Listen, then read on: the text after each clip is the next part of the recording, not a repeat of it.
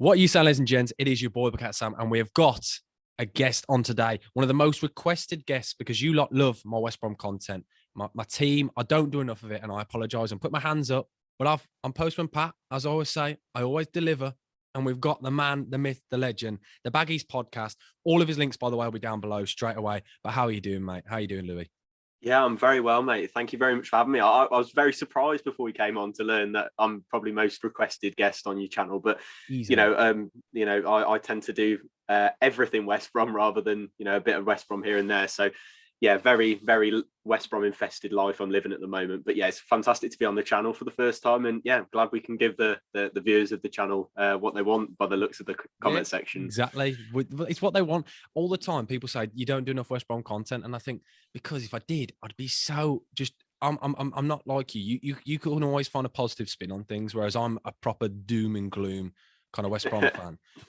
My week is ruined, and I cannot look at and think about anything other than West Brom and how bad. Like when it was bad at the start of the season, I thought I can't do content because I'll absolutely lose it. Yeah. And I'd watch your stuff. Anyone, by the way, if you ever want to see West Brom content, check over to his page because it's a lot better, more in depth than mine. I'm trying to think how to do it. You've got a lot more analysis, whereas my views are a bit more. A very typical fan, and it sounds like I know nothing when I talk about the Albion. It's just all emotion based, basically. That's what I'm trying to say.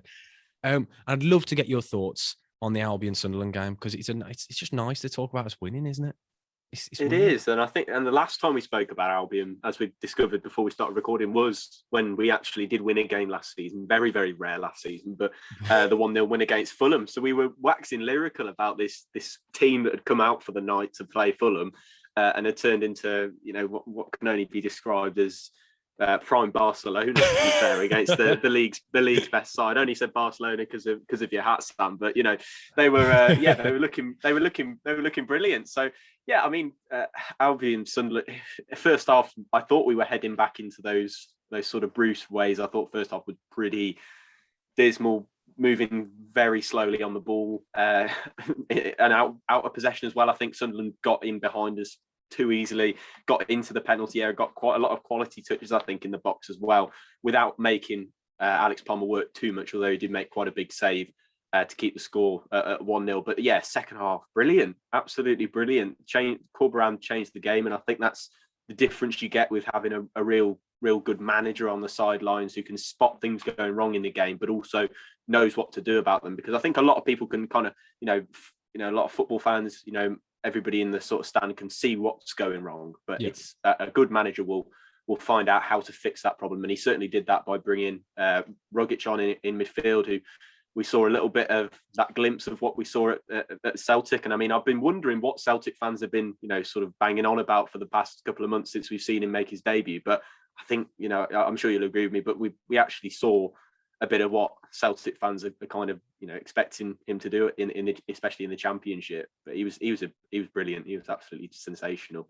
Yeah, he was definitely one of those players. When we first signed him, I was like, how have we done this? How has no one else come in for him? And then his first appearance and those first few games, we were making them sub appearances. I was thinking, well, that's exactly why we've got him. But just it's quality on the ball. You can see he's got it. I still think he's still not fully there at match fitness wise, but when he can get there, geez, if he can play anything like that, we've got a decent player on our hands, and we'll have a decent squad. And that's what I like the thought of. We'll actually have decisions to make on the starting 11, whereas at the start of the season, I feel like we'll move straight on, reflecting on the whole season, by the way.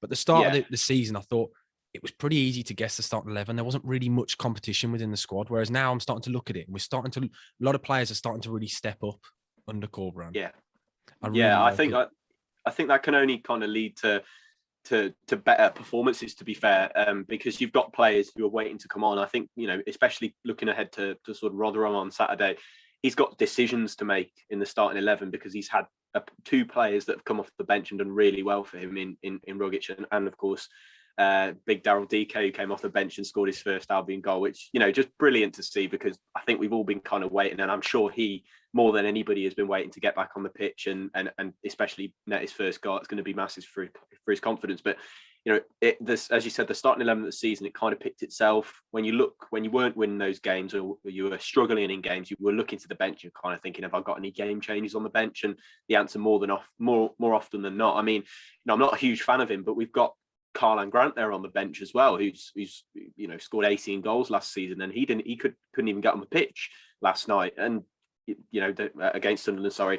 And those two players in Rogic and Dike did, and they came on and made a massive influence on the game. And yeah, it's just brilliant to have some good options. And I think Rogic coming into form. I think Corberan had a bit of time to obviously work with him, kind of sit him down after he didn't go to the World Cup with Australia, and kind of hone in on his strengths. And yeah, it looked. I kind of knew there was a bit of something like that going on, because when Rogic came on first, I thought that was really interesting. I thought that's a bit of a different decision, because he's under Corberan, he's only really had that sort of last 10 minutes, but to come on, I think just before the hour mark with that half an hour left to play, and I thought maybe Corberan had managed to work with him and kind of knew that he was going to be able to bring something a little bit better than what he had produced to the table. But yeah, as you said, having a full squad and a decent backups available, and those players pushing for starting spots, I think it can only be a good thing for those in the starting 11 and on the bench, because you've got this constant competition for those places, and yeah, it's only going to lead to pushing each other to better performances.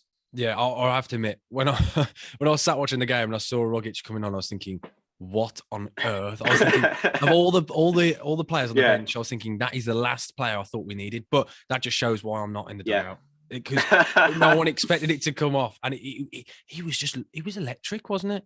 And that goal, by the way, I'm telling you now, I must have watched that back 1,000 times. Yeah, the audacity and the quality on that is absolutely unreal. The placement, just everything about the goal is just perfect.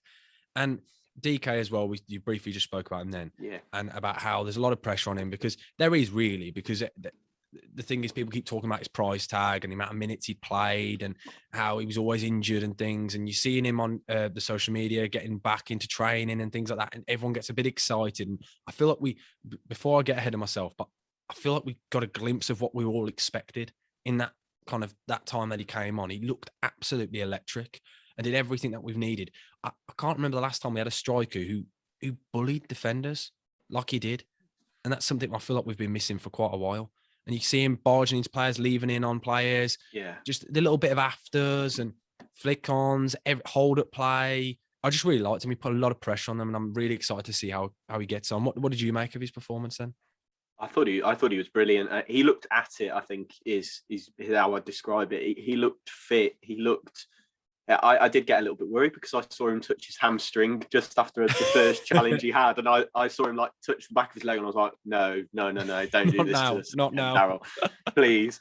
But yeah, as you said, you see the training videos, you see him do, interviews with the club media about getting back to fitness, and you kind of see it ramping up, and then the moment comes, and I'm sure every Albion fan had their fingers crossed behind their back when he came on, but just to hope that he doesn't get another injury. But he looked really good, and I mean, powerful, as you said. He was barging defenders over. Even for Rogic's goal, the way he kind of held off the defender behind his back and managed to touch the ball back to him. I think that's what you get with having that real sort of bully of a striker up front. And as you said, we haven't probably had that type of striker. Not saying that we haven't had a decent striker, but we haven't had that type of striker since probably Rondon was in the building, who likes that battle with the defender. And I think he works really well in that situation, Dike, because he's also absolutely rapid. I mean, there were a couple of sprints where you kind of thought, no, he's never going to get there. But then he picks up the pace kind of and gets in line with the defenders. And then he gets into that tackle with the defender, and you sort of see that strength. I mean,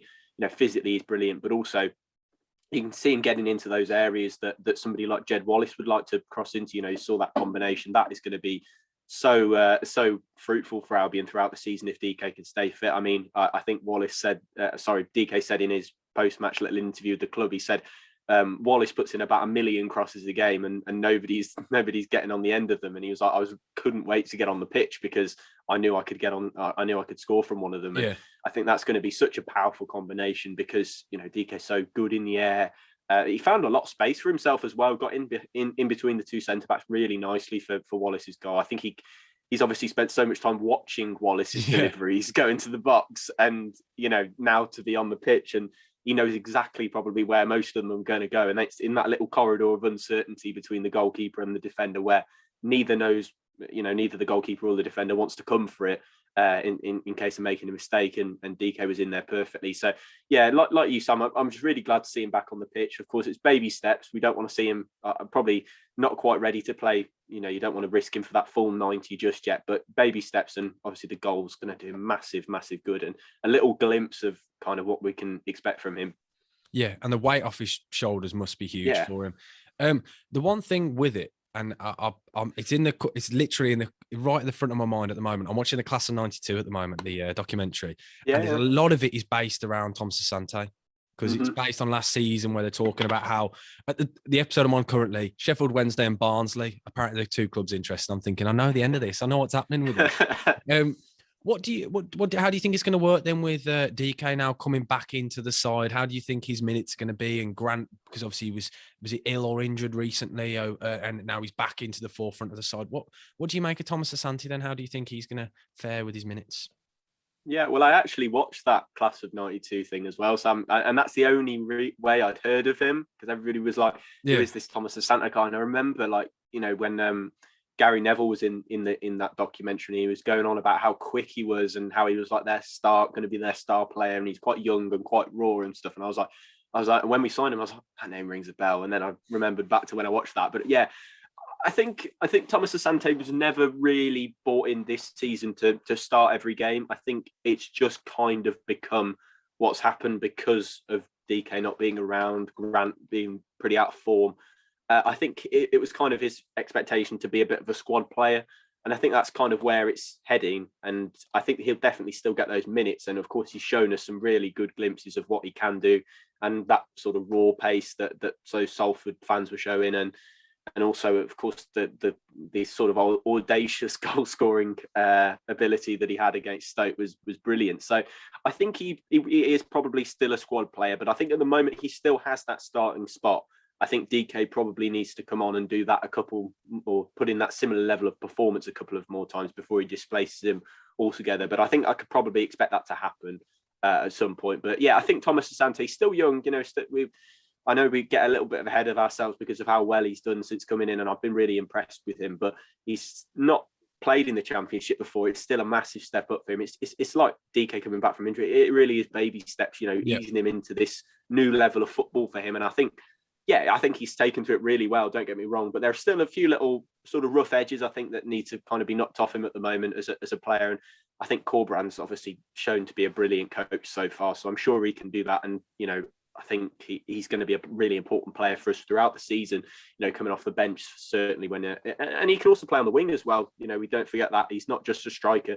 We look at those wings, we seem to be quite stacked in those areas as well, but he can also play in the wide areas. So it's not just tailored to knocking Dike off his perch. Maybe he could go into the onto the wing and maybe displace somebody like Phillips in there. So yeah. He's still new to this, but I think I can definitely see his minutes reducing. But I think that might help him a little bit in some ways by kind of easing him in. Yeah, no, I definitely agree. Yeah, currently on the episode as well, he's playing left wing at the moment. So I keep waiting for that. I keep thinking I would like to see him on the wing because he's got a couple of assists in the last game I've watched where he cuts in on that right and whips in a really mean delivery towards the back post. He's done it so many times now. I've watched it. Yeah, I'm repeating. I'm thinking I wouldn't mind just seeing how that would kind of work, especially with somebody like Dike up top. It could be a nice naughty partnership up there. But you touched on it then under Corberan and kind of the way he could help players like Thomas Asante. And the thing I've really liked about Corberan since he's come in, I feel like now there's a bit of obviously there's positivity and you get that usually when a new manager comes in, but I feel like there's a game plan and we actually have a style of play now, and it looks like there's an actual path. I can see where we're trying to go as a team and as a squad. Whereas before I thought it was like I talk about a path, it was like a windy path. And I thought, where on earth are we going? I don't know the style of play. I didn't really know what was going on. Whereas now I'm getting a bit positive. Like it's quite nice to watch. You see what they're trying to do, and you've seen him, as you said, with those substitutions, changing games, and he's sticking to what he knows, sticking to what he does. And what have you made of it so far under Corberan? I really like him. I really like him, Sam. I think he's a really good coach. Firstly, as in on the training ground, you can, as you said, clearly see what he's trying to kind of put into the side, what he's trying to bring to the table. You can see like the coaching aspect of things. You could see that after one game. I mean, you couldn't quite see it for the Sheffield United game. That was I think a little bit too soon for him to kind of come in and implement things. Yeah, but that doesn't count, does it, Sam? We've only played 4 games. We've only played 4 games under Corberan in my head, and those have been the 4 that he's won so far. But I thought coming in from that Blackpool game, you could see what he's trying to do. You could see the defence firstly being worked on as a bit of an area. He'd obviously I think he said he'd watched every game this season before he came in. I think that's quite interesting for me to know, because I mean, obviously he worked under Bielsa, doesn't quite play a similar brand of football as Bielsa, but certainly has that level of detail or eye for detail as Bielsa did. I think I saw a thing about Bielsa the other day that he provided like a dossier for the Poland national team of all their players and all the players who hadn't been picked over like the past 2 years or something like that. And that's just a massive level of detail. And I think Corberan's kind of starting to bring that in, because you could see the way that he, from that Blackpool game, you could see exactly what he'd worked on. You could see what he'd identified. And as I said to you, at the start of recording, a good manager will not only see those problems, but he'll work out how to fix them. Whereas all respect to Bruce, but I don't think that he was able to fix any of the issues that he was seeing. I think he was identifying them. You could hear him saying them every week in press conferences, whatever, but he wasn't able to fix them. And I think Corberan, it feels, as you said, it feels like we're on a different journey now. We're on a bit of a path. You can see what's being implemented. You can see him making those changes in the game that make you more confident that you're not gonna throw away a lead, or you're not gonna if you score first, you're going to end up holding it out. And I think with Corberan, you can kind of see that he's got that in-game kind of knowledge to change the game or to hold it out. And I think he's done that so well so far.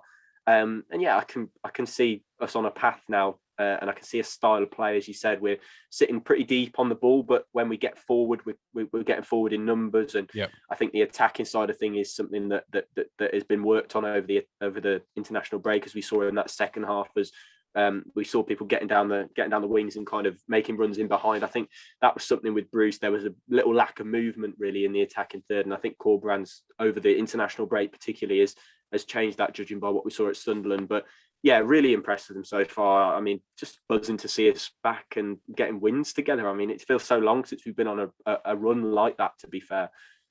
Yeah, definitely. I know my colleagues at work absolutely hate me because I've not talked about the Albion for probably about a year. And I haven't shut up all week. I have not shut up, going around the office, just whistling, just really happy. It's just nice to see us winning. Because the thing is, I got to a point and a stage, I don't know how you felt as an Albion fan, where the results didn't matter to me anymore. I'd gone past the point of caring about the results. I just wanted to see some substance, some good football, an attempt to kind of progress as a team. And I felt like we really stagnated. And I was really starting to worry about the club, and I was falling out of love with it. And I think a lot of fans did. We saw a lot of unrest, and you saw a lot of the fans, it was splitting the fans down the middle, arguments between fans. West Brom Twitter was a vile place for quite a while. Whereas now it's a bit more of a unity within the squad, unity within the fan base. It's just a nice feeling, isn't it, around the club? I don't know if you got that. It really is. I mean, you could kind of see it from, I think the Stoke game, there was such a nice atmosphere in the ground, and it's been such a long time since something like that has happened. And Ishmael's reign, although at the start looked really promising, it really turned toxic quickly. And I don't think we'd ever got out of that kind of toxic atmosphere at the club, as you said, the fans, the squad, until Corberan has come in. And I think we still had it throughout large parts of the Bruce reign, even though there were little glimpses of getting better. But yeah, there just hasn't been an improvement since those probably first 8 games of Ishmael's reign, which were, brilliant 8 games, but certainly were very short-lived. But yeah, I don't think we've seen a real improvement in the squad since those first 8 games. And I think it's just refreshing to have a new face, a younger face at the club who hasn't got that much experience in the Championship. Let's remember he's only managed 2 seasons, and yet he's come in, has managed to kind of unite things, and all it really took was some results. And I mean, those first couple of wins against QPR, Blackpool, they were proper grinded out. I mean, they weren't nice, they weren't pretty, they weren't nice to watch at all, but they were grinded out, and that got a little bit of momentum on the sort of chart of a lot of the players. And you can see them growing in confidence as the games go. And you can see, obviously, the Stoke game, I thought we were brilliant. I think that's the best performance so far under Corberan. And then especially that second half at Sunderland, you can see them starting to grow, and you can see them coming out of that mentality that they were in sort of a losing battle with Bruce. And you can see them getting better. And I think it's just really just refreshing to see in the fan base, to be fair. Yeah, I think that's the best way of putting it, refreshing. It's like we've hit a big reset button, isn't it? And I know it was in the midpoint of the season, and I think this international break has come at such a perfect time because it's allowed him to have so much time. He's got no internationals really, so it was just nice to just have a bit of time to switch off from the Albion, focus on international football, come back, and to know that the squad has been working hard, working on new tactics, systems, and you can see it in that first game. You saw what has changed, and I completely agree with that. First half, I did nearly go back into my old ways and start thinking, oh no, here we go again, kind of thing. But no, it was great to see. What do you make then as your prediction for the rest of the season and the Corberan and things? I know I am, as I said before, a very emotional fan, whereas now 4 wins on the bounce, for me, cemented playoffs, because I know what I'm like. My brain's just gone into it already. So I'd love to get your thoughts on everything and your predictions then for the rest of the season, the Corberan. I think we'll finish in the playoffs. Personally, I've been quite as I'm coming onto a fellow Baggies fans channel. I feel like I'll be a bit less humble than when I go into an opposition fan and I kind of go, "Oh, I think we'll just nick the playoffs." But I think we'll finish something like 4th or something along those lines. I think we'll get in there and be right in the mix come the end of the season. I think at the moment you can really see where we're going. Obviously, a defeat on Saturday and changes everything, and we're going back down to League One. But I think we're past that point really now. Hopefully, touch wood. But I think we're looking a lot stronger, and I think playoffs is a reasonable expectation. I mean, we're only 7 points with a game in hand away from that now. So yeah, I can't see any reason why we can't do that. And I think with the form we've been in, obviously it is going to come to an end at some point. We are going to lose or draw a game, whatever it is. But you can at least say that I think Corberan's in control of getting us back on track, and I think that we're very much back on track. To be fair, for that promotion campaign, I don't think we're quite strong enough to nudge maybe a Burnley or a Sheffield United out of that top 2. But I think certainly getting into the playoffs is more than reasonable at this stage in the season, and especially with the way we're playing. But yeah, one defeat probably will change that, and I'll start throwing my West Brom shirts in the bin or whatever. But yeah, I think playoffs is reasonable, Sam. I agree. It's mental, isn't it? When you think about the fact we're having a conversation now, a discussion about the fact that playoffs could be on, and you think like even just 2 months ago, 8 weeks ago, could you imagine saying something along those lines? Someone would have gone to you, you're absolutely mental. And that just shows you how great a job already Corberan's done to get this atmosphere and the positivity back at the club. So I think that's the best note to leave on, isn't he, really? Corberan's Barmy Army. That's what we got to leave it with then, haven't we, really? But I want a massive thank you again for coming on the channel. Everyone check out for all of Louis' content. Click all the links down below. Do you want to plug everything, mate? Go for it. Shout whatever. Yeah, well, we've got podcasts, YouTube videos, Twitter. I mean, we're very active on Twitter now. I've kind of remembered the password for that account, and now we're back on track. Same with Instagram, but yeah, we post fairly regularly on those, and then obviously the podcasts are out sort of every week, and then match content from vlogs, previews, reactions after the game. We've got those all on YouTube as well. So yeah, if you want to check that out, I'm sure lots of Albion fans after requesting me a lot on the channel. If you are interested in checking that out, make sure to go and do that. But yeah, we're very active at the moment, especially with Albion coming back after the World Cup break. So it'd be great if your watchers could come and join us as well. Yep, and even if you're not an Albion fan, come over, because it's all good vibes at the moment. You want to see a good, stable, happy club, come join us. But no, thank you, mate. I do really appreciate you coming on. As I said, click all the links down below. And if you haven't already, please do smash the like button and subscribe. I'm feeling great now. I'm going to go just boinging around the house now. I'm so happy. I do love the Baggies. But yeah, thank you guys for watching, and I will see you next week for another video. Thank you.